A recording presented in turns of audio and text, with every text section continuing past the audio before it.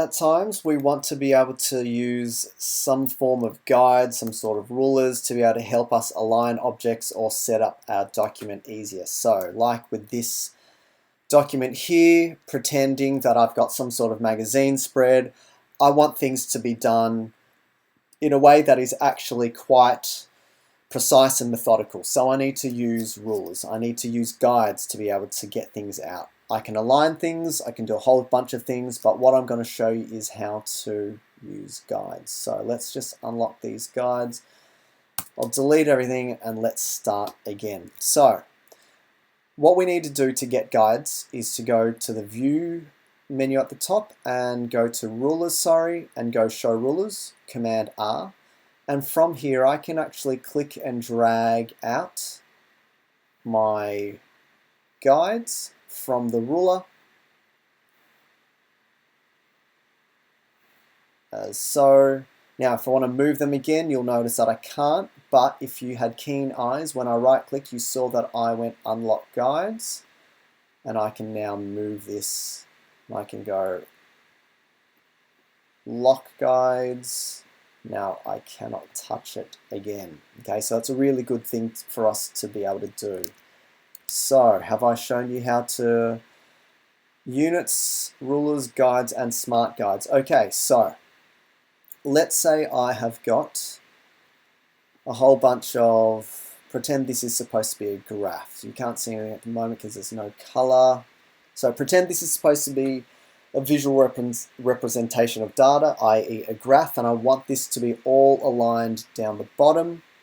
I go to the Align panel, or I go to Window menu, or the Align palette, essentially the same thing, okay? So we've got a whole bunch of things here. Wherever this line at the top or the side is, that's where Illustrator is telling you it is going to align it to. So if we want it to be all aligned to the bottom, what we're going to do, click on Align.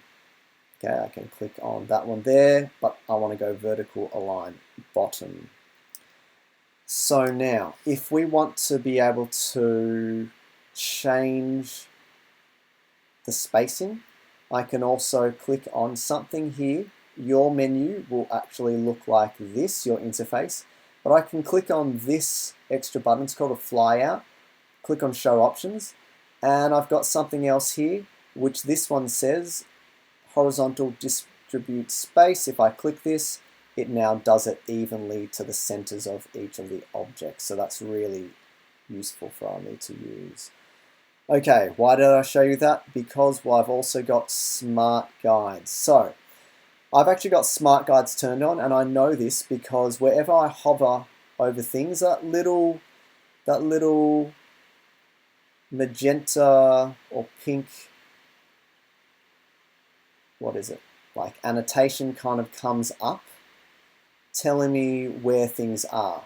Okay, so if I click on this, it's actually telling me that it's an anchor.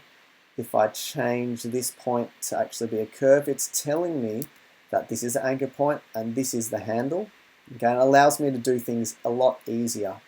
You might have noticed that if I move this, you can see that I've got a line that comes up because it's actually telling me in a smart manner how it's actually aligning it. So with the lines that came up before, that's actually trying to align it centered between this object and this guide. Now, how do we get it on if we get it off? Command U. That's how we get smart guides on. Sometimes it's annoying, sometimes it's good. You've got to figure out what is best for your workflow. Do you want it on? Do you not want it on? Okay. So if you're trying to align things and you can't quite get it, you might find smart guides useful, but pretend I'm trying to align it to that top there. If I can't quite get it, the line's not really coming up, let's just say, all I'm going to do is hold Shift, select that, then I go, okay, I'm going to vertically align that to the top. So that's easy. Now, what is the unit of measure in Illustrator? Really good question, I'm glad you asked. Let's go to Preferences and go to Units. Mine is already set to millimeters. Yours might be set to points or pixels, but you can change it through here. So whenever we look at objects, if I go to the Transform panel, or if I go to the Transform palette, it is actually showing it to me already in millimeters. Now I can actually override this and I can say, let's just say 20 cm for centimeters, and it will actually change it, but it will go back to and change it and convert it to what the unit of measure is in Illustrator, which is millimeters there. Alright, so that's enough for this video. Tick.